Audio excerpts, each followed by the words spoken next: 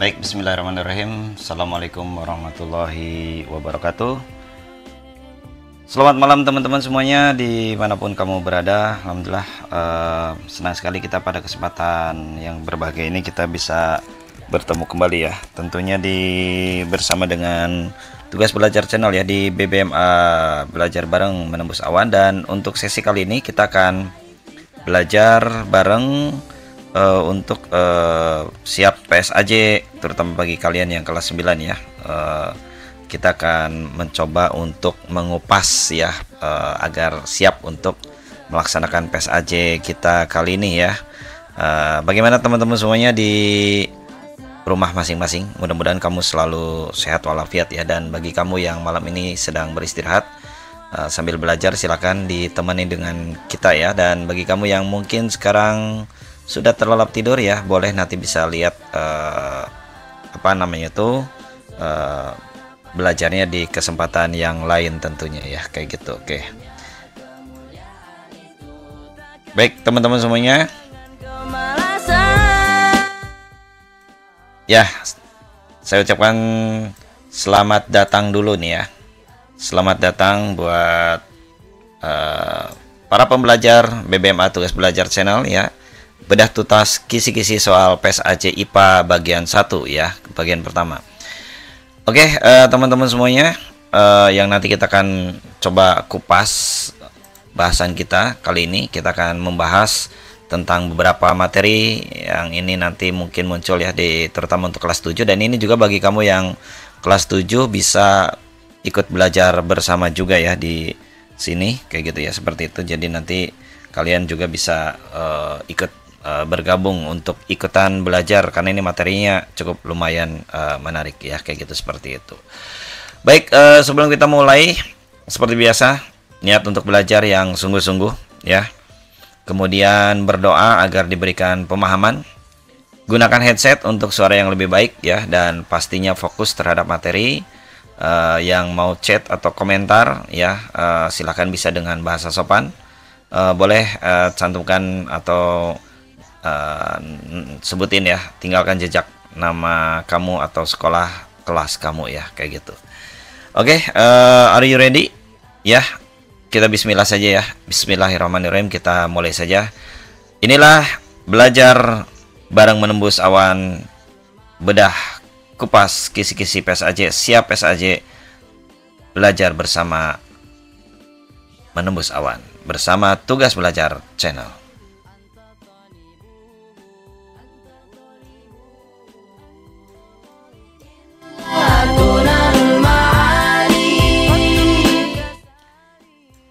Oke, teman-teman semuanya, materi kita kali ini kita akan coba bahas. Yang pertama kita akan coba bahas dulu ya, yaitu dengan kisi-kisi yang pertama ya.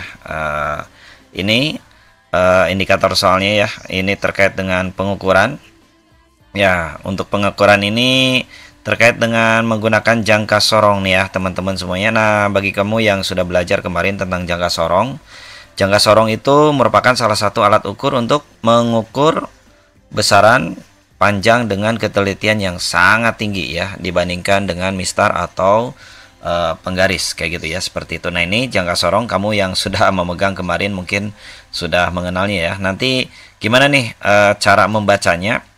Tingkat ketelitian jangka sorong ini nilainya skala yang itu sangat lumayan kecil ya, 0,01 cm atau 0,1 ya milimeter, kayak gitu ya, seperti itu. Ini bukan 0,01 mili ya, tapi 0,1 milimeter ya.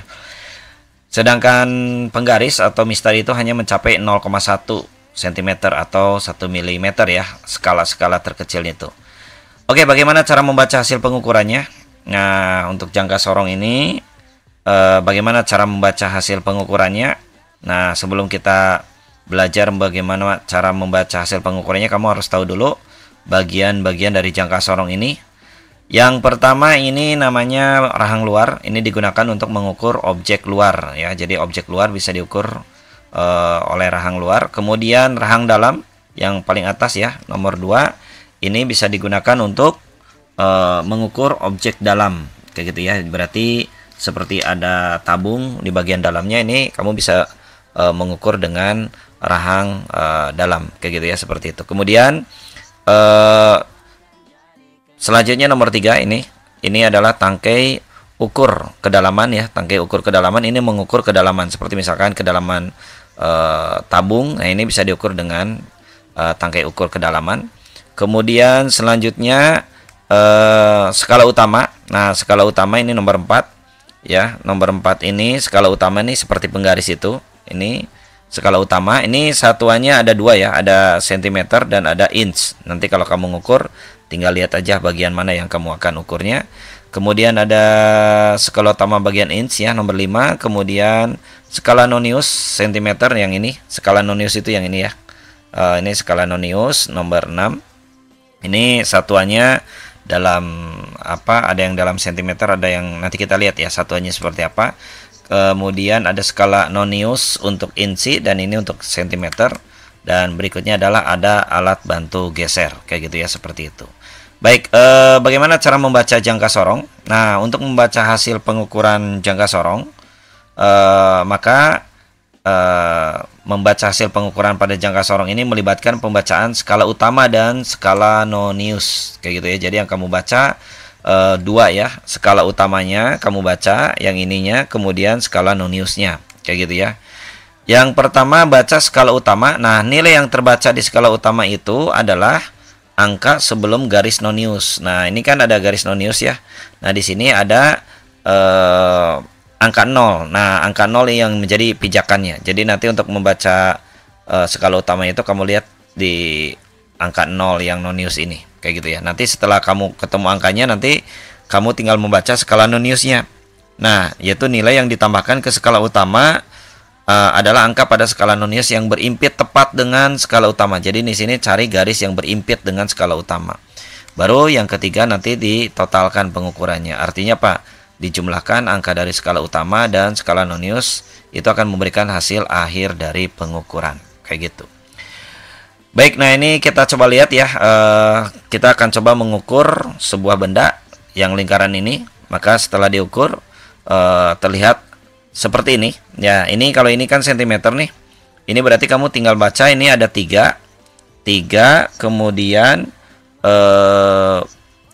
nah di sini kan 3 cm, ini 4 cm, berarti 0 ini ada di sekitar mana? Nah, kita akan lihat ya.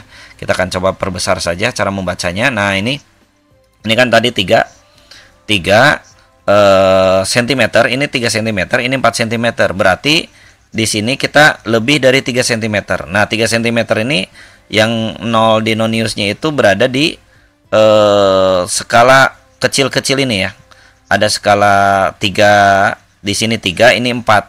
Berarti ini 35 ya, 3,5 ini ya. Ini 3,5. Berarti di sini ada 1 garis, 2 garis, 3 garis. Berarti 3,3 ya, 3,3 cm. Jadi untuk membaca skala utamanya, kamu tinggal lihat ada 3 cm tadi ya yang ini, ditambah dengan garis stripnya. Ini strip 1, strip 2, strip 3. Dan garis strip ini untuk 3 ke 4 ini kan ada 10 strip ya. Dari 3 ke 4 itu 10 strip. Berarti nanti ini ada 3, 1, 2, 3. Jadi 3 kali ini kan 1 cm nih. 3 ke 4 itu kan 1 cm. 1 cm itu berapa strip? Nah, ya 3 sampai 4 itu 1 cm ini ada berapa strip? Ya, betul, ada 10. Makanya 1 cm dibagi 10. Jadi ini per skala kecil ini tuh 1/10. 1 cm dibagi 10. Artinya 0,1 cm. Ya, 0,1 cm. Makanya 3 kali 0,1 cm. Ya, 3 kali 0,1 cm itu kan 0,3. Ya, 0,3 cm ditambahkan dengan 3. Ya sudah, menjadi 3,3 cm. 3,3 cm. Nah, itu dalam bentuk cm. Bagaimana kalau dalam bentuk mili? Kalau dalam bentuk mili kan ini 30 mili kan. 1 cm itu kan 10 mili. Berarti ini kan 30, 31, 32, 33. Berarti 33 mili ditambah ini kan yang strip 0 ini tuh antara ini ke ini kan. ini tuh kan satu mili nih. Berarti 1 milinya tuh koma berapa gitu. Berarti ini kan 1 mili. Ini 1 mili. 1 mili ini di sini skalanya, kalau kamu lihat dari skala ini ada angkanya memang ada 10 ya, teman-teman, ya ada 10. Kayak gitu ya, seperti itu. Jadi ini kebetulan di sini menggunakan ya sudah, tinggal 3,3 kali 10. Sorry, ini jadi bukan 3,3 ya. Ada kesalahan gambar ya. Nanti kita lihat gambarnya yang berikutnya. Nah, yang ini. Kita coba yang ini dulu nih. Bagaimana cara membaca jangka sorong yang ini lebih sederhana ya. Karena kalian ininya cuman mudah sekali ya. Jadi terbentuk garis lurus. Jadi ini di sini skala utamanya di 2 ya, 2 cm ya, ditambah dengan garis strip.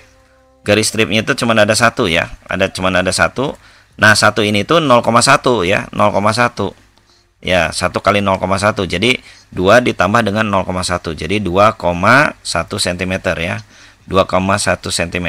Ini untuk skala utamanya. Kemudian untuk kalau milimeternya tuh berarti 2,1 cm itu menjadi 21 mm. Sedangkan skala noniusnya kamu bisa lihat di skala noniusnya itu adalah ini di angka 3 ya. Ini kan 0, 1, 2, 3. Yang berimpitnya itu di angka 3 nih, di strip 3. Ini 1, 2, 3. Nah, di 3. Berarti 3 ya. 3 dikali berapa ketelitiannya di sini? 1. Ini kan ini tuh kan 1 mili nih. 1 mili ada 10 skala, berarti 1/10. Jadi 1/10 itu adalah 0,1 mm itu untuk jadi skala noniusnya itu adalah 0,3 mm ya, 0,3 mm kayak gitu, yaitu untuk skala skala noniusnya kayak gitu ya, untuk skala noniusnya kayak gitu. Oke, berarti dari sini kita bisa lihat nah, kita lihat bentar ya. Jadi 0,3 mm itu tiada lain adalah 0,03 cm ya. Maka untuk yang total pengukurannya tinggal dijumlahkan aja. Skala utama ditambah dengan skala nonius. Jadi skala utama ditambah dengan skala nonius. Skala utamanya kita tadi dapat 21 mm. Dan skala noniusnya itu adalah 0,3 mm. Ini kalau dalam bentuk satuan mili ya, berarti menjadi 21,3 mm. Jadi ini 21 lebihnya tuh 3 mm, 21,3 mm. Kalau dalam bentuk cm berarti 2, cm ditambah 0,03 berarti 2,13 cm. Nanti kamu tinggal ngitung, terserah ya mau pakai milimeter atau sentimeter tergantung soal. Jadi kalau mau cepat itu kan cara lambatnya ya. Kalau cepat ya udah tinggal ini aja nih. Tadi tuh gimana? Ini kan ini 2,1 cm gitu kan. 2,1 cm. Nah, di sininya itu lebihnya tadi 3 ya. Tinggal ditambahkan berapa tadi? 0,03 cm. Ya sudah, jadi 2,13 cm. Jadi ini lebih gampang ya. Kalau dalam mili berarti ini 21 mili. 21 mili. Ini kan 21 mili. Ini lebihnya berapa? Lebihnya itu adalah 0,3 milimeter ya, milimeter. Jadi ya sudah 21,3 milimeter. Ini kalau tapi bagusnya kalian otak-atik seperti ini dulu ya. Jadi nanti pahami ini berapa. Ini kebetulan skalanya ada 10 untuk noniusnya. Jadi 1/10 kayak gitu ya, seperti itu. Oke, nah ini kalau yang ini berapa ini? Ya, latihan soal yuk. Coba tentukan berapa skala utama, skala nonius, dan total pengukuran gambar di atas. Ini yang ini nanti kamu lihat ya, yang ini tuh apa sih namanya tuh, ini itu skalanya bukan lagi, ini kan skalanya bukan 10 ya, tapi ada 20. Jadi nanti untuk yang ininya itu ini kan 3 1 2 3 4 3,4 kan, 3,4 cm. Kemudian di sini skalanya itu yang noniusnya itu kan 6 ya, berarti 6 kalau yang ininya itu adalah 6 dikali, nah dikali berapa komanya gitu. Kamu tinggal lihat aja 1 milinya itu, ini kan dalam 1 mili kan, ini kan 1 mili nih, mengukur dari sini ke sini nih ya, 1 mili ini. 1 mili ini dibagi oleh 1 2 3 4, berarti ini 20, berarti 1 mm per 20 ya. 1 mm itu dibagi 20, jadi nanti kamu tinggal 6 kali berapa, 1/20 kayak gitu ya. Tinggal dihitung, nanti silakan ya, bisa dicoba berapa kira-kira. Tapi mudah-mudahan yang muncul soalnya model kayak gini ya, yang lebih mudah, karena yang ini mah skalanya tidak 20 tapi ini 10, jadi lebih enak ini. Jadi 1/10 aja, 0,1 kayak gitu. Baik, itu untuk jangka sorong. Tadi ada kesalahannya yang di awal ya, nanti kita coba dibetulkan ya. Baik, selanjutnya untuk kisi-kisi berikutnya adalah disajikan terkait dengan perubahan kimia. Oke, perubahan kimia. Apa itu perubahan kimia? Nah, sifat-sifat benda sangat penting diketahui untuk membedakan perubahan-perubahan yang terjadi pada benda tersebut. Kalian tahu sifat benda itu ada sifat fisika, ada sifat kimia. Sifat fisika itu sifat terkait dengan keadaan fisik suatu zat, bentuk, warna, bau, kekerasan, titik didih, titik beku, titik leleh, daya hantar, ukuran partikel, dan massa jenis. Itu sifat fisika. Sedangkan sifat kimia itu sifat zat yang berhubungan dengan mudah atau sukarnya zat tersebut bereaksi secara kimia.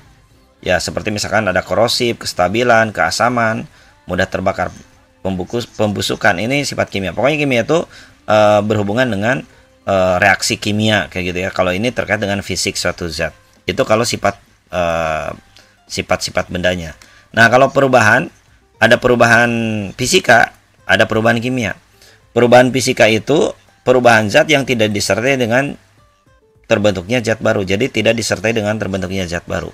Sedangkan perubahan kimia itu adalah perubahan zat yang dapat menghasilkan atau membentuk zat baru dengan sifat kimia yang berbeda dengan zat asalnya. Jadi di sini ada zat baru, ini kata kuncinya. Kayak gitu ya, seperti itu. Berarti sifat fisika itu cirinya berlangsungnya itu perubahan fisika itu dapat diketahui dengan ciri-ciri tidak terbentuk zat baru. Jadi tidak ada zat baru dan komposisi zatnya tidak berubah. Yang terjadi itu hanya perubahan fisiknya saja. Sedangkan berlangsungnya perubahan kimia ini dapat diketahui dengan ciri-ciri sebagai berikut. Misalkan apa? Nomor 1, terbentuknya zat baru. Ada zat baru ya. Misalkan kertas dibakar jadi abu. Nah, itu kan ada zat baru, abu ya. Terbentuknya gas misalkan ya. Terbentuknya endapan. Ketika direaksikan dengan kimia malah larutannya itu muncul endapan. Itu reaksi kimia, perubahan kimia ya. Seperti misalkan ketika membuat yogurt ya, membuat keju itu ada endapan, itu ada kimia itu. Kemudian terjadinya perubahan warna dan juga terjadinya perubahan suhu kayak gitu. Itu beberapa perubahan kimia. Nah, contoh perubahan fisika dan perubahan kimia yang terjadi di alam. Untuk perubahan fisika contohnya beras diubah menjadi tepung beras. Nah, itu fisik doang ya, tadinya besar menjadi kecil. Kayu diubah menjadi kursi, ini juga perubahan fisika. Gula dilarutkan dalam air, itu juga perubahan fisika ya. Gulanya tadinya kristal, kemudian menjadi partikel kecil ya di dalam air, larut dalam air. Nah, itu perubahan fisika. Bola lampu listrik menyala, nih itu perubahan fisika. Air berubah menjadi es ya, itu juga perubahan fisika. Kalau perubahan kimia contohnya singkong menjadi tape. Nah, itu jelas ya, singkong tadinya teksturnya keras kayak gitu ya, menjadi tape ya yang teksturnya lebih lembut kayak gitu ya, seperti itu. Kemudian pembakaran kayu, ini juga perubahan kimia. Makanan basi, susu diubah menjadi keju ya. Perkaratan besi itu kimia kayak gitu ya, seperti itu. Nah, itu perubahan kimia. Nah, baik teman-teman semuanya, kita lanjutkan ke bagian berikutnya. Yang berikutnya ini kita kehitungan lagi nih, yaitu bab kalor. Ini kelas 7 ya, kelas 7 ini harus paham. Apalagi nih kalau misalkan esai harus di apa namanya itu dikotret gitu ya. Nah, bagaimana cara menghitung kalor? Nah, rumusnya ini ya teman-teman ya. Rumusnya gampang, yaitu ada Q Cm delta T ya, atau boleh diingat-ingat menjadi Q camat ya. Kemudian ada QML, QMU ya. Q-nya itu adalah kalor dengan satuannya joule. Jadi ini kalornya. Kemudian C itu adalah kalor jenis zat.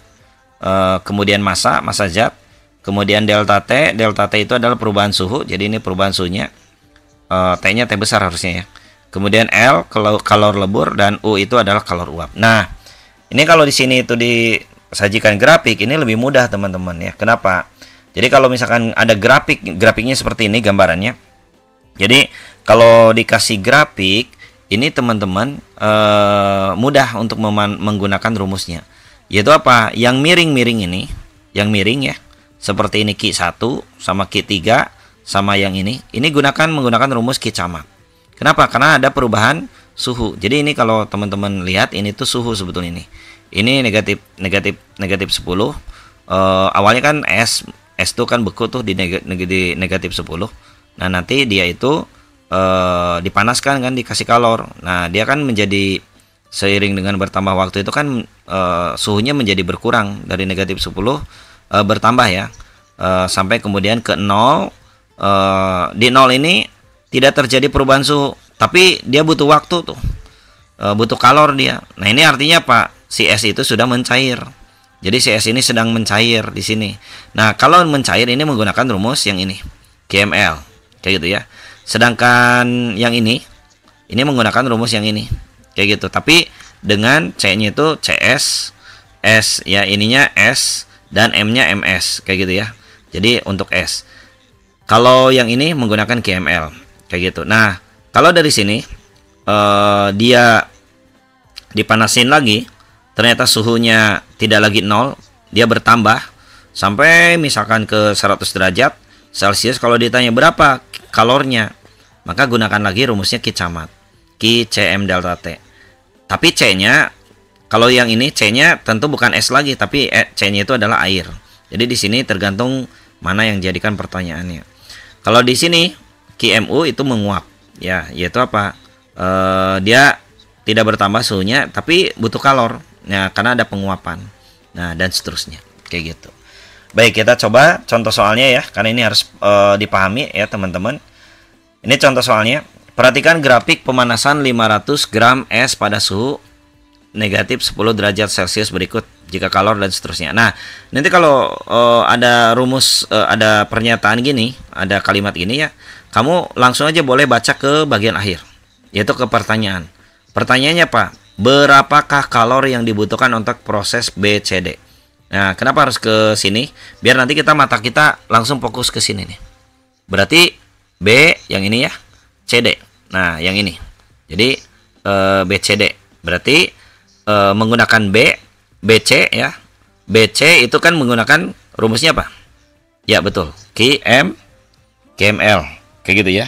Kemudian untuk CD rumusnya apa? Ya, Q camat.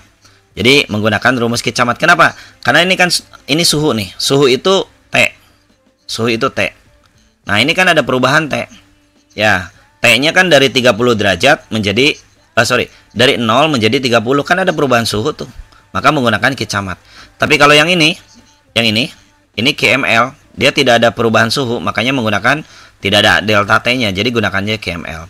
Jadi kalau ditanyanya BCD, ya udah fokus mata kamu ke sini. Kayak gitu ya, ke BC, ke D. Oke, kita coba ya. Seperti biasa kalau di esai itu kamu ditulis dulu diketahuinya ya. Diketahuinya apa dulu. Nah, cuman Bapak tulis dulu ditanyanya biar tadi fokus matanya. Diketahuinya berarti pemanasan 500 gram es ya, 500 gram.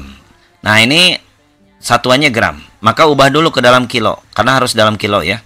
Jadi 500 gram itu berapa kilo? Ya, 1 kilo itu kan 1000 gram. Jadi kalau 500 gram ya setengah kilo. Setengah kilo itu tiada lain adalah 0,5 kilogram.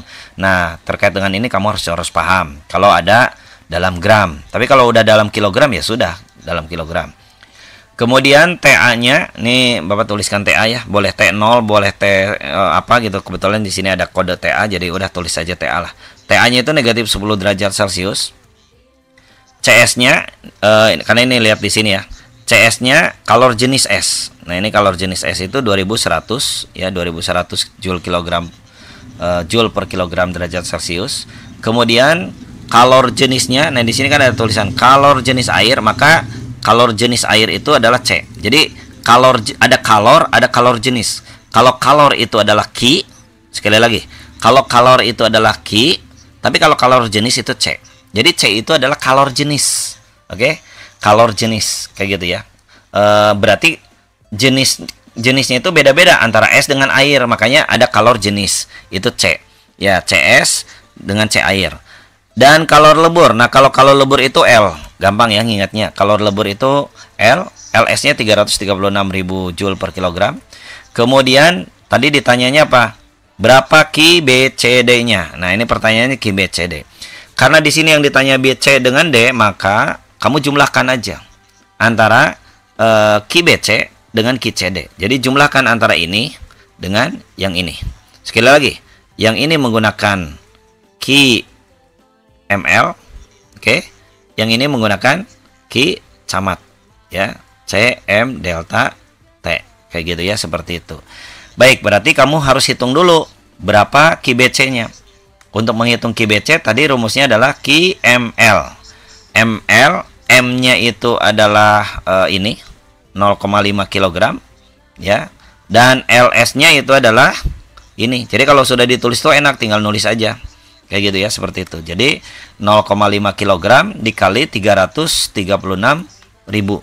Oke. Ini kan kilogram, ini kilogram. Habis kan? Jadi nanti tersisa jadi joule. Ya. Ini kalau lengkap bagusnya pakai satuan. Kayak gitu ya. Biar tidak salah nanti satuannya. Berarti 0,5 kali 336.000 berarti berapa? Berarti kan sama dengan setengahnya kan? Jadi setengahnya. Kayak gitu ya. Setengahnya. Jadi setengahnya dari 336 berapa? Atau kamu kalikan 336 kali 5 berapa? Nanti nolnya, komanya di sini. Ini harus bisa ya ngitungnya. Kalau misalkan kalau dibagi 2 juga boleh ya, atau dikali 0,5 juga boleh. Tinggal hitung aja. Maka kalau sudah dihitung ya, coba. Ini matematika masalahnya. 336 kali 5 ya. Kalau misalkan mau dikalikan aja ya. 5 kali 6 30. 5 kali 3 15 tambah 3 18. 5 kali bawah 1 ya. 5 kali 3 18 lagi. Tambah 1 19. Ya, 19 20 ya, betul ya. Nah, berarti di sini ini kan koma. Ya, koma berarti kalau koma ini bisa dihapus ini. Tinggal tambahkan 0 yang ini. Ya, jadi segini ya. Kayak gitu. Oke. Salah. Kok 198. Ulangi. Yang benar yang mana? Oke, coba ulangi ya. Tadi salah ngitungnya. 5 kali 6 30. Oke, 3 ya. 5 kali 3 15. 15 tambah berapa ini? Nah, berapa nih? Yang betul ngitungnya. Oke, ini 168. Ini benar 198 atau 168? Harusnya 198 ya. Coba, susah dibantu kalkulator, tapi nanti kalau di ujian nggak ada kalkulator ya. 336 kali 5 ya, 336 kali 5 berapa? Ayo coba dikotret dulu. Nih ada yang salah ya, belum tentu benar di sini juga ya. Jadi silakan bisa dikotret dulu ya, dikotret dulu. Berarti 336 ya. Coba bisa dikotret udah berapa kali 5 ya. Oke ya, oke.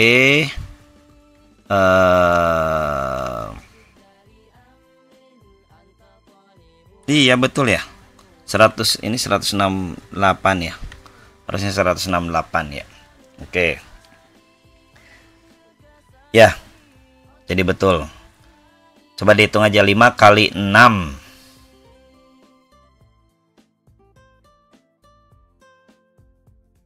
Iya betul. 5 kali 6. 5 kali 6 kan 30. 5 kali 3 kan 15 tambah 3 18. 5 kali 3 iya 16, salah tadi ya. 168. Nah, itu harus dikotret ya, harus dikotret biar enak kayak gitu ya, seperti itu. Nah, sekarang udah dapat tuh. Sekarang kit CD-nya berapa? Kit CD-nya berarti kalian bisa kotret juga menggunakan rumus, karena kit CD itu sudah miring ya. Ini ada suhunya. Ada suhunya, berarti ada kenaikan suhu, berarti ada perubahan suhu, berarti menggunakan kicamat. Kayak gitu ya. Menggunakan kicamat. Jadi berapa kalau menggunakan kicamat? Ini teman-teman, kalau soal-soalnya hitungan ini harus dicoba, karena kalau nggak dicoba nggak akan bisa. Jadi kalian harus coba di kotretan ya. Jadi harus pakai kotretan di rumah juga. Silahkan bisa dicoba berapa dapat hasilnya gitu. Oke, sudah bisa dicoba. C airnya masukin, sok. Nih kicamat ya. Oke, C airnya udah ada tuh. Awas di sini C air ya. Tapi kalau kenapa? Karena ini air kan. Jadi C-nya C air. Jadi karena ada 2 C, ya otomatis di sini harus ada ketelitian. Jadi pakai 4200 dikali masanya 0,5 kg. Kemudian delta T-nya itu adalah ya T akhir dikurangi T awal. T akhirnya itu 30. Dan T awalnya 0. Awalnya 0 derajat kan, kemudian dipanasin jadi naik jadi 30. Ya, jadi TD dikurangi TC. Kayak gitu ya, seperti itu. Oke, 4200 dibagi 0,5 berarti kan 4200 dibagi 2, yaitu 4 dibagi 2 dibagi 2 1, jadi 21. 2100. Ya, 2100 ininya 30 dikurangi 0. Jadi 2100 kali 30. Berapa dihitung? Ya udah, 3 kali 1 3, 3 kali 2 6. Jadi 6300 ya. Tinggal masukin aja nolnya tuh. Ya, 63.000 Joule. Ini sebetulnya nggak ribet nggak. Semuanya harus dicoba. Semuanya harus dicoba. Ya, harus dilatih. Biar lihai. Ya, apalagi nih kalau essay harus bisa ngitung. Kayak gitu ya, seperti itu. Oke. Kalau bentuknya urean. Tapi kalau misalkan bentuknya tidak urean kan, ini kan udah bisa jawab nih. Tanpa ngitung ke dia, kita udah bisa jawab. Pasti jawabannya yang ini. Kenapa? Karena yang ininya kan udah ada di sini. Dan ini nggak mungkin karena kita hanya QBC. Yang ini kecil. Kayak gitu ya. Yang ini lebih kecil. Pasti jawabannya yang ini. Itu kalau tanpa ngotret di PG. Tapi kalau di essay ya harus dihitung kayak gitu. QBC udah dapat, QCD udah, maka QBCD itu adalah yang ini ditambah ini. Jadi 168.000 ditambah dengan 63.000. Nah, ini ngitung ini juga wayahna, jangan salah 0. Kalau salah 0 ya salah. Jadi ini matematika ketelitian, hati-hati, makanya harus dilatih. Caranya gimana? Ini kan udah dikasih contoh soal ini nih. Kalian itu boleh pause nanti di kesempatan yang lainnya. Kerjakan sendiri sampai bisa ngitung tanpa lihat lagi. Nanti kalau sudah beres kamu baru lihat videonya. Kayak gitu ya. Kalau misalkan benar berarti kamu sudah oke. Kayak gitu kan. Ini berapa? 3 tambah 8 1 tambah 1 11 maksudnya. Bawa naik 1 jadi 6 tambah 1 7 tambah 6 berapa, nanti tambahkan ke 1. Jadi hasilnya adalah 231.000. Ini kan tanpa ngotretnya karena sudah ada di sini. Coba kalian kotret di rumah. Ya, ini kotret. Bener nggak ini kesini tuh segini hasilnya? Kalau sekali lagi, kalau PG udah gampang, jawabannya udah ini. Ya, masalahnya kalau urean bagaimana? Kalau urean ya harus dihitung. Kayak gitu ya, seperti itu. Oke, paham? Gak ngerti? Harus dicoba diulang-ulang ya. Karena kalau belajar fisika itu harus terus dicoba, dipahami, diulangi lagi, dicoba kayak gitu. Ngerjain sendiri, jangan malas. Oke? Kalian pasti tentunya insya Allah pasti akan bisa kayak gitu. Baik, kalau udah bisa yang ini, coba dilatih ya. Dilatih. Bagaimana kalau pertanyaan itu, kalau ditanya berapa QAB? Coba. QAB berapa kira-kira? Bisa nggak jawab? شمر وجد لأمر Berarti rumusnya apa? QML apa Kicamat? QAB itu berarti kan nih awalnya itu negatif, awalnya itu adalah negatif 10 derajat Celcius menjadi 0. Berarti kan ada dari negatif 10 ke 0, berarti kan ada kalor tuh menyebabkan kenaikan suhu. Berarti ada delta T-nya, berarti menggunakan rumus yang ini. Ya, menggunakan rumus Kicamat. Ya, kalau di essay ya seperti biasa diketahui dulu, ditulis diketahuinya sesuai dengan tulisan yang ada. Kalau ditanyanya QAB ya, ini kita coba QAB. Nah, maka kalau QAB itu C-nya, awas nih, awas hati-hati. C-nya bukan air, karena di sini S. Ini S, ini kan negatif 10 derajat itu kan pasti S, bukan air gitu. Ya, baru kalau misalkan di air yang tadi. Tapi kalau di sini S, maka CS-nya bukan lagi C air, tapi CS yang ini. Oke, jadi C-nya kalor jenisnya kalor jenis S. Maka kita tinggal masukin angkanya 2100 kali 0,5. Delta T-nya TB dikurangi TA. Artinya bukan 20 ya, awas hati-hati. Ini 20 tuh menunjukkan waktu ini. Ini tuh waktu. Jadi yang di sini tuh 0. Kalau ini yang dimaksud dengan T itu ini. T itu adalah suhu, temperatur. Ya, bukan time. Kalau time itu waktu, ini mah T-nya T suhu ya. Jadi TB dikurangi TA. Jadi ini yang dimaksud T ini adalah temperatur. Temperatur itu suhu. Ya. Berarti 0, awas bukan 20 ya. 0 dikurangi 10. Ya, 0 dikurangi 10. Kayak gitu. Ya, 21 kali 0,5 kotret oleh kamu ya. 21 kali 5. Kalau susah ya tinggal 21 kali 5. 5 kali 1 5. 5 tambah 2. 5 kali 2 10. Jadi 105. Komanya hilang. Yang 02 nya itu dimasukin, jadilah 1050. Nah, ini harus dikotret. Bagaimanapun juga harus dikotret ya. Kemudian dikalikan, ini kan 0 dikurangi negatif 1, berarti kan 10. Berarti 1050 kali 10, ya sudah. Jawabannya itu adalah 10.500 Joule. Itu ya. Gampang ya? Gampang. Coba, ini matematika tuh gampang. Ngitungnya pun gampang. Karena matematika itu paling kalau nggak kali, bagi. Kalau nggak bagi, kali. Ya, kalau nggak tambahan, ya kurangan. Kayak gitu. Cuman itu aja. Kayak gitu. Baik teman-teman. Nah, ini coba latihan ya. Latihan soal yuk. Kalau kalor jenisnya 2100, kalor jenis airnya 4200, dan kalau lebur esnya 336.000 Joule per kilogram. Berapakah kalor yang dibutuhkan 100 gram es? Ya, dari Q1, Q2 ke Q3. Kamu hitung masing-masing. Ya, kotret di rumah. Ya, nanti boleh yang mau konfirmasi jawaban, boleh dikirim di komen ya. Bener nggak jawaban saya gini, kayak gitu ya. Ini untuk latihan soal. Ya, silakan bisa dilatih. Ini di sini bukan 30 ya. Ini 100. Kalau tadi kan 30. Ini sampai 100 ngitungnya. Berarti nanti delta T-nya 100 dikurangi 0. Kalau yang ini Kicamat. Kalau yang ini tetap sama ya kayak tadi. Kayak gitu. Baik, kita lanjut ke materi berikutnya, yaitu perbandingan atau konversi suhu ya. Perbandingan skala suhu termometer. Nah, kita tahu teman-teman untuk mengukur suhu itu menggunakan termometer, dan termometer itu ada macam-macam ya. Ada termometer Celcius. Dia batas panasnya, batas. Jadi ketika si raksa itu dipanasin, dia berhenti lama di sini. Nah, itu batas ukur atas itu 100. Si Celcius menentukannya 100. Sedangkan batas bawahnya dia tentukan 0. Kayak gitu ya. Sehingga dari sini dia bikin skala dari 0 sampai 100. Kayak gitu ya. Berarti berapa selisihnya? 100 dikurangi 0. Berarti ada 100. Kemudian remor dia bikin ya, ketika panas berhenti di sini gak naik-naik gitu ya. Oh, berarti dia sedang menguap gitu ya. Maka sedang mendidih gitu ya. Maka di sini dia tandai bukan 100 tapi 80 oleh si remor mah.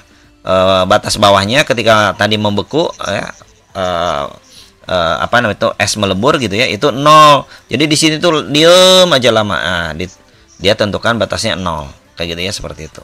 Sedangkan jadi selisihnya cuma 80. Sedangkan Fahrenheit ini dia skala atasnya itu bukan 80 tapi 212 ya. Dan ketika si S-nya di sini diem terus ya di batas bawah, dia tandai 32 kayak gitu ya. Sehingga kita tahu selisih skalanya itu adalah 212 dikurangi 32, yaitu 180. Nah, ini untuk Celsius, tremor, Fahrenheit. Nah, dari sini kita bandingkan 180 dengan 180, kita bagi oleh angka yang sama.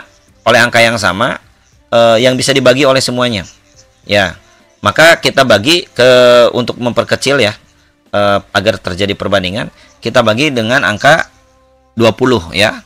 100 dibagi 20, 5. 80 dibagi 24.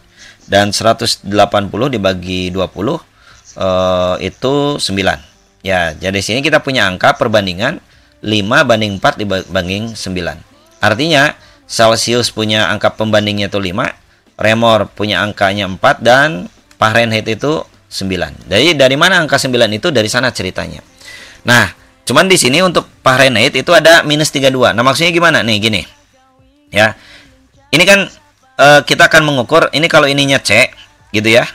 Berarti di sini R, berarti di sini F. Ini kan secara logika ini kan sama, ya, sama ya. Cuman kan angkanya aja yang beda, gitu.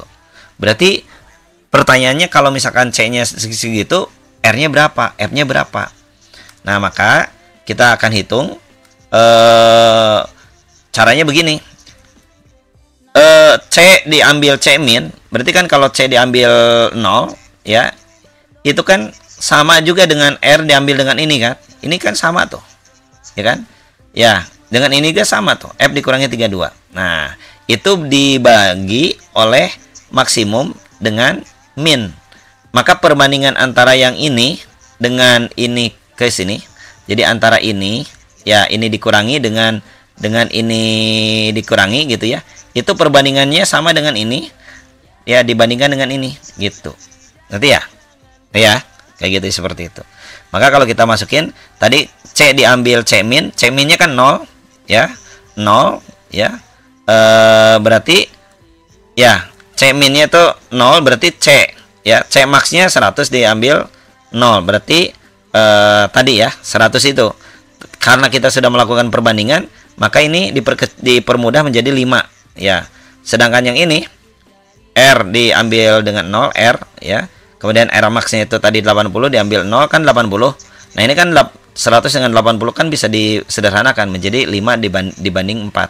Jadi udah C per 5 sama dengan R per 4. Nah, terus gimana untuk mengetahui C-nya? Nah, kalau untuk mengetahui C, kita pengen tahu C. Kalau remornya diketahui, C-nya berapa, maka C biarkan sendiri. Maka si 5 tendang sama kamu, pindahin. 5-nya pindah ke sini. Kayak gitu kan, seperti itu. Jadi, berapa? C sama dengan 5 per 4 kali R. Ya, bener kan? Ya, 5. Jadi, C sama dengan 5 per 4 kali R. Ya, jadi untuk mudahnya nanti kamu nulis C bandingnya 5. Ya, angkanya 5 kan, C itu 5. Dibagi 4 per R. Oke. Kalau ditanyanya R, berarti R-nya biarkan sendiri. 4-nya tendang ke sini. Berarti 4 naik ke atas. Berarti 4 per 5. Jadi kalau kamu nulis R sama dengan berapa? Langsung angkanya ingat ke pembanding si R. Berarti berapa? 4 dibagi per 5 C. Ini miring nih, sama nih. Kata kuncinya ini nih. R ke 4, 5 ke C. Kayak gitu. Jadi 4 per 5. Ya, seperti itu. Jadi ini nih. Ini kan C. Ini kan 5 tuh. C 5. Yang diketahuinya R, oh berarti di sininya 4 R. Jadi 5 per 4 R gitu. Kalau ini gak usah dihafal sih. Kalau kamu udah tahu kuncinya, udah tinggal diotak-atik aja. Nah, sekarang pertanyaannya bagaimana menghitung kalau Fahrenheit? Nah, Fahrenheit sama. Ini kan C diambil C0, C min C. Ini pembandingnya 5. Ini F diambilnya bukan 0, tapi R min-nya itu adalah 32. Berarti F diambil 32. Ininya 9 pembandingnya. Berarti jadi C sama dengan 5.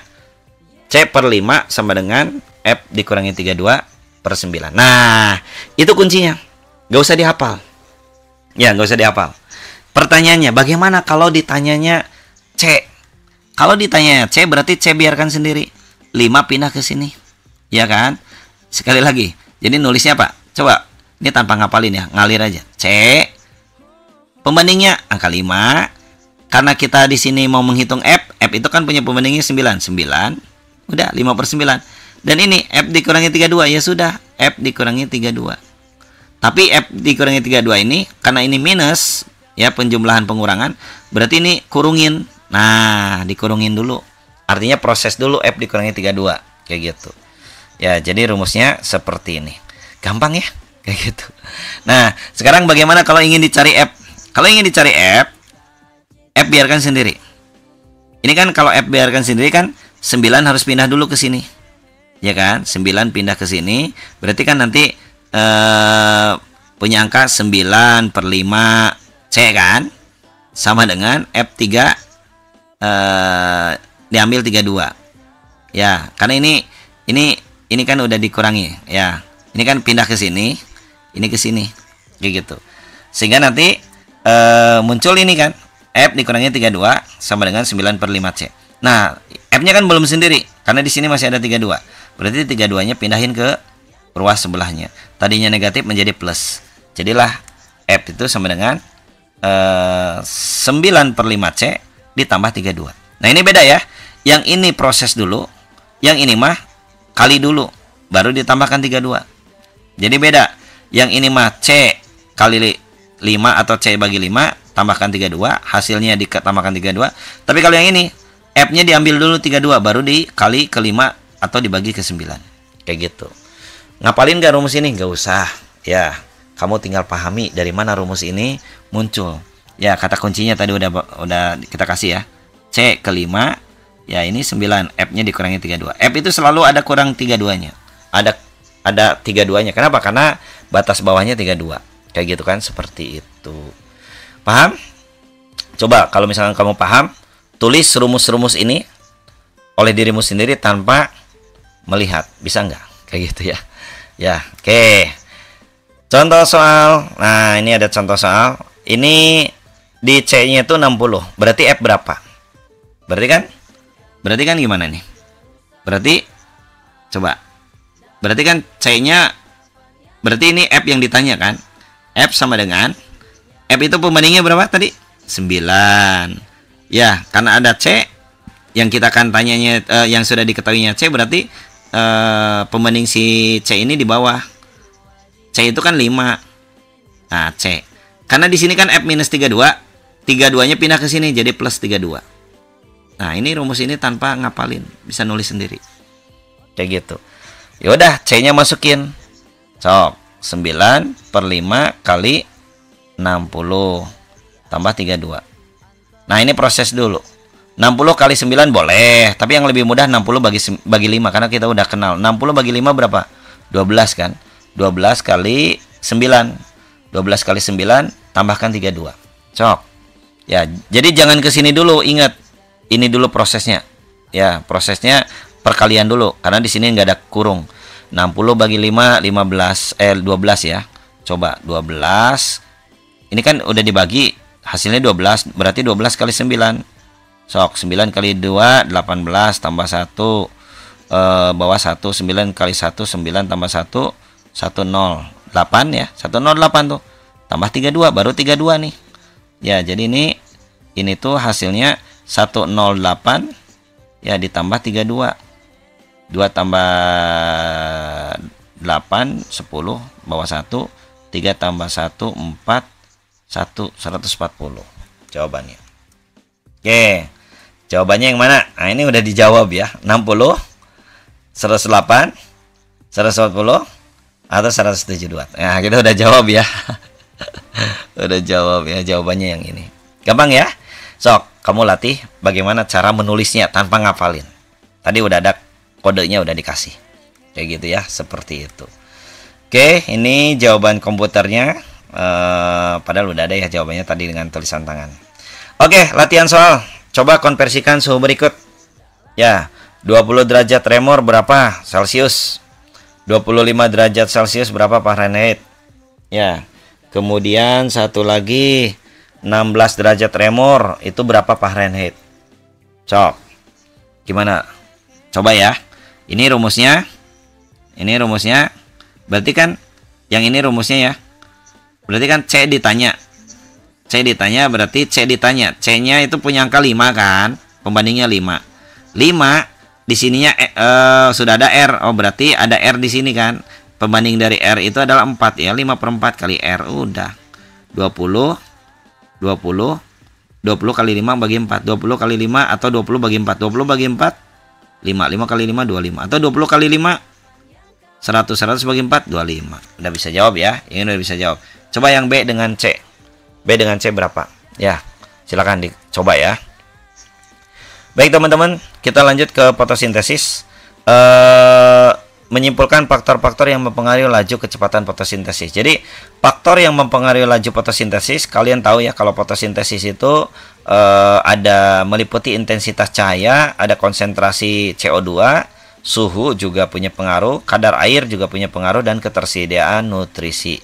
Kalian tahu kalau fotosintesis itu ada sinar matahari sebagai energinya, kemudian karbon dioksida, klorofil ya, akhirnya menghasilkan karbohidrat dan oksigen, kayak gitu ya, seperti itu. Apa itu laju kecepatan fotosintesis? Laju kecepatan fotosintesis itu adalah seberapa cepat tumbuhan itu mengubah karbon dioksida dan air. Jadi seberapa cepat karbon dioksida dan air itu menjadi glukosa dan oksigen. Jadi berapa cepat ya tumbuhan tersebut. Nah, faktor laju kecepatan fotosintesis yang pertama intensitas cahaya, maka semakin tinggi intensitas cahaya akan semakin cepat laju fotosintesisnya. Namun setelah mencapai titik tertentu, peningkatan intensitas cahaya tidak lagi meningkatkan laju fotosintesis. Nah, di sini jadi semakin tinggi semakin cepat. Kayak gitu ya. Kalau cahaya mataharinya terang ya dia akan fotosintesisnya akan cepat. Kemudian yang berikutnya konsentrasi CO2. Nah, semakin tinggi konsentrasi CO2-nya berarti CO2-nya makin banyak ya. Maka semakin cepat laju fotosintesisnya. Kayak gitu ya, sampai pada titik tertentu. Kemudian yang faktor berikutnya adalah cara mengukur laju fotosintesis apa? Cara mengukurnya ini dapat diukur dengan berbagai cara, misalnya dengan mengukur satu, untuk mengetahui dia cepat, berarti bisa diukur karena hasil dari fotosintesis itu menghasilkan oksigen.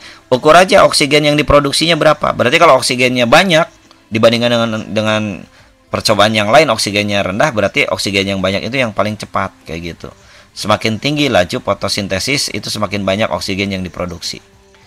Kemudian yang kedua, kamu bisa lihat juga dari penurunan konsentrasi karbon dioksida. Jadi kalau misalkan karbon dioksida itu kan bahannya, kalau karbon dioksidanya itu turunnya konsentrasinya terjadi penurunan yang cepat, berarti dia cepat laju fotosintesis tersebut. Jadi kita bisa mengukur penurunan konsentrasi CO2 dalam ruang tertutup di sekitar daun. Nah, beberapa percobaan fotosintesis, karena di sini ada percobaannya, ini harus kenali.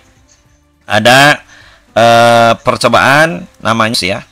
Ini kayak gini, percobaan Ingenius itu tumbuhan air dimasukkan ke dalam tabung, kemudian ditutup oleh corong ini, dan di sini tuh ada tabung yang nanti akan tersimpan. Kalau dia keluar oksigen itu akan masuk di sini. Ya, nanti di tempat teduh seperti apa, di tempat terang seperti apa, di tempat terang tapi ditambah dengan NaCO3. Ini bagaimana? Ya, jadi cara kerjanya itu menggunakan tumbuhan air seperti hidrilla di bawah corong kaca terbalik yang dimasukkan ke dalam gelas kimia berisi air. Lalu penambahan NaCO3 ini, nah ini kenapa ditambahkan NaCO3? Untuk NaCO3 itu untuk memperbanyak CO2. Kayak gitu ya. Kalau CO2-nya banyak gimana gitu.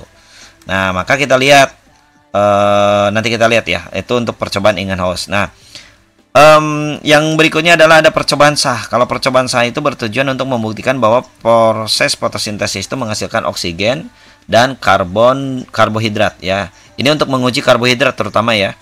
Jadi ininya ditutupin aluminium foil, dimasukin ke dalam air, dikasih alkohol, kemudian dimasukin ke alkohol, lalu kemudian disiram, lalu kemudian dikasih lugol. Nah, ternyata ada coklat, ada biru kehitaman. Bagian daun yang terkena cahaya akan berwarna biru kehitaman, itu menunjukkan adanya amilum. Jadi setelah dikasih lugol ada perubahan warna, yaitu menunjukkan ada amilum. Sedangkan bagian daun yang tertutup akan tetap berwarna putih. Kayak gitu ya. Kenapa? Karena tidak terjadi fotosintesis. Itu kalau percobaan sah. Nah, kita kembali lagi ke sini. Nah, ini contoh soal ya. Ini berarti ini percobaan sah atau percobaan Ingenhousz? Ya, betul. Ingenhousz ya, yang tadi yang pertama. Ini hidrillanya. Ini terkena sinar matahari, ini terkena sinar matahari ditambah dengan NaCO3. Nah, perhatikan rancangan percobaan fotosintesis berikut. Berdasarkan rancangan percobaan tersebut diperoleh data sebagai berikut.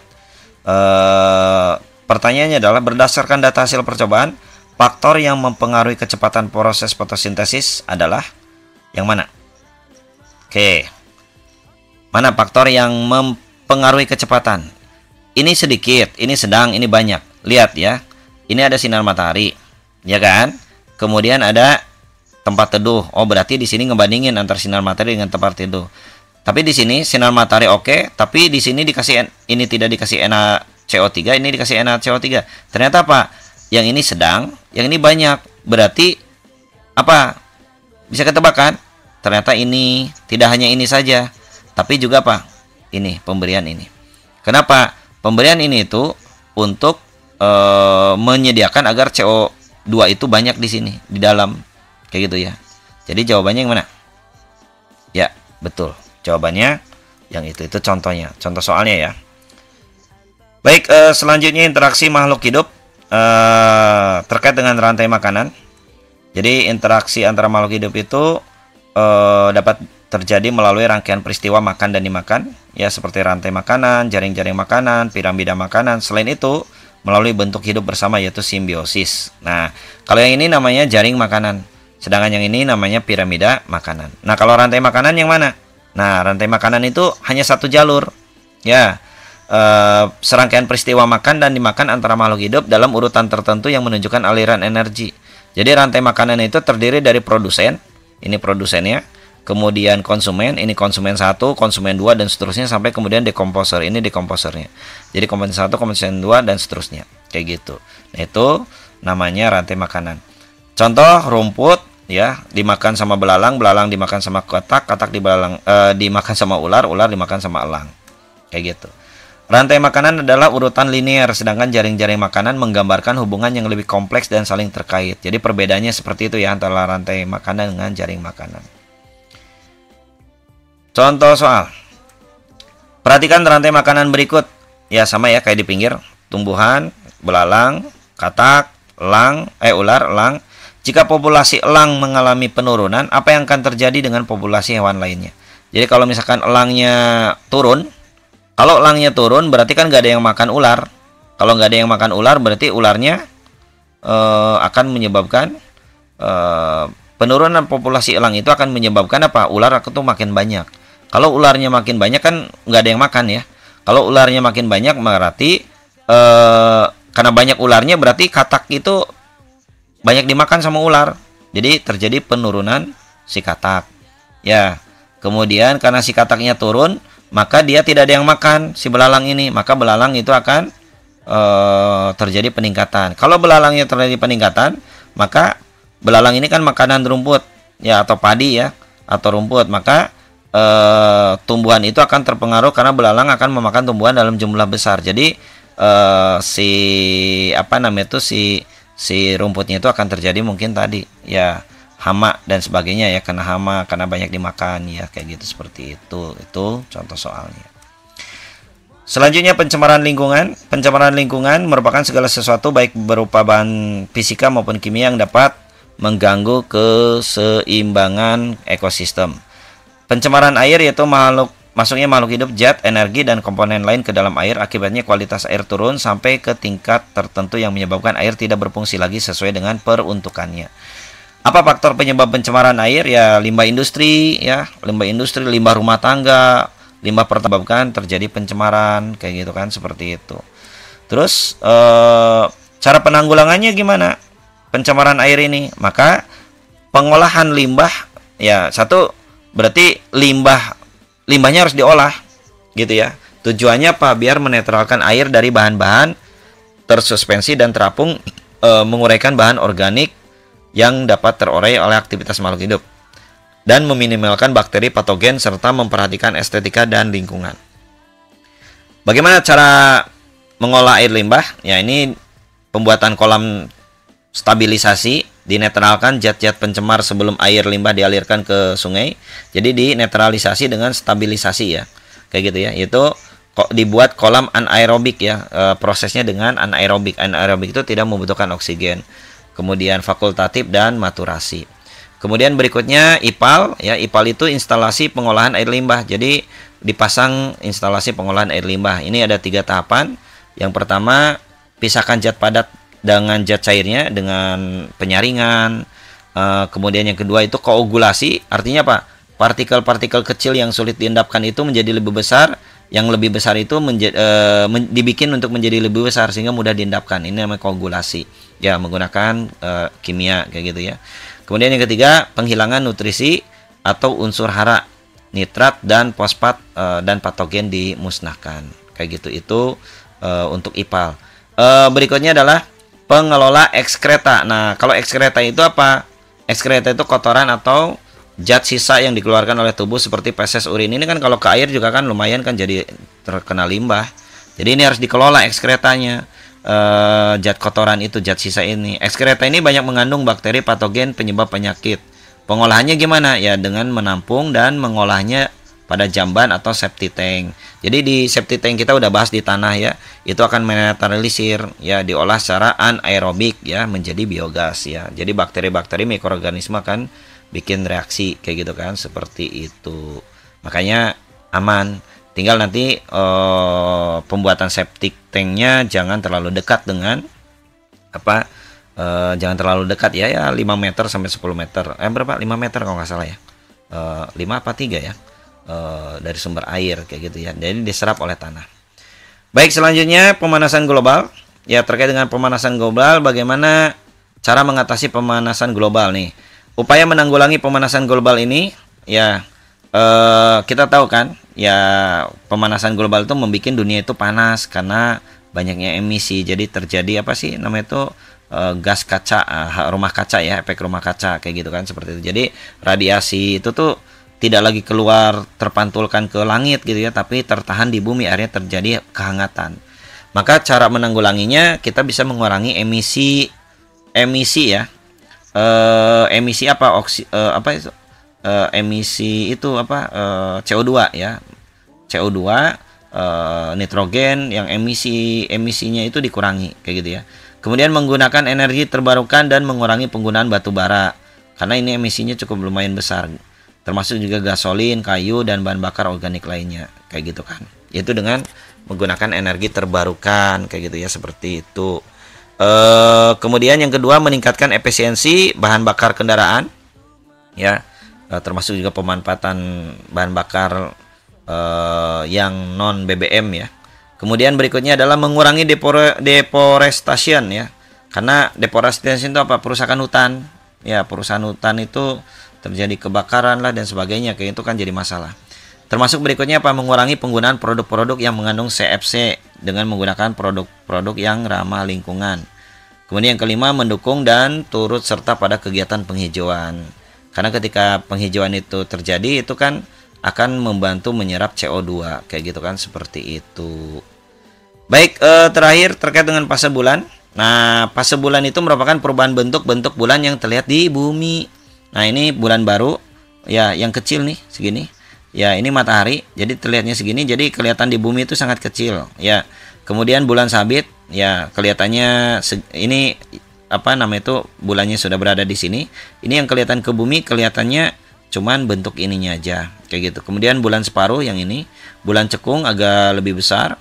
Kemudian bulan purnama, nah ini yang terangnya itu terlihat jelas banget. Jadi kalau kita malam di sini itu terlihatnya jelas banget ya. Seperti ini ya. Jadi ini kalau dilihat dari sini tuh bentuknya bulat. Ini itu bulan purnama. Bulan cembung di sini, bulan separuh ya, ini separuhnya, dan kembali lagi menjadi bulan sabit ketika dia mendekati ke matahari kayak gitu ya. Jadi bulan baru itu malamnya di sini. Nah, ini kita ya. Ini yang terangnya di belakangnya kita, makanya kehalang. Jadi cuman sedikit aja kayak gitu. Bulan purnama yang di situ kayak gitu. Baik, alhamdulillah selesai ya untuk bagian 1 teman-teman semua ya. Nanti insya Allah bersambung ke bagian 2. Terima kasih yang sudah nonton, semoga bermanfaat.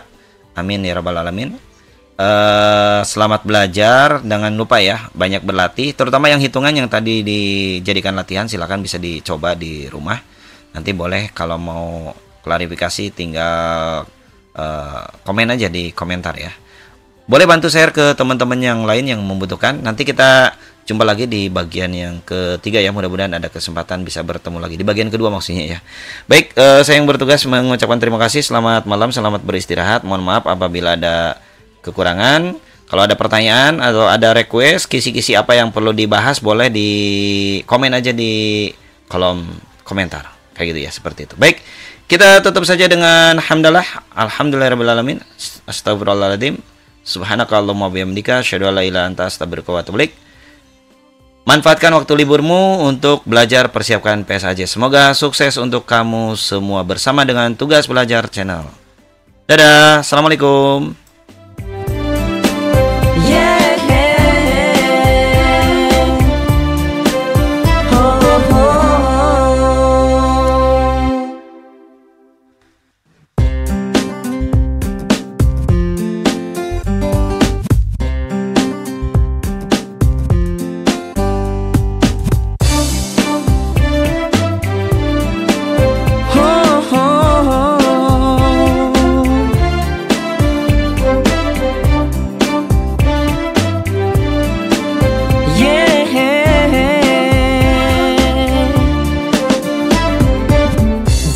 Kau ingin mencari apa yang kau mau, janganlah ragu dalam mendapatkannya.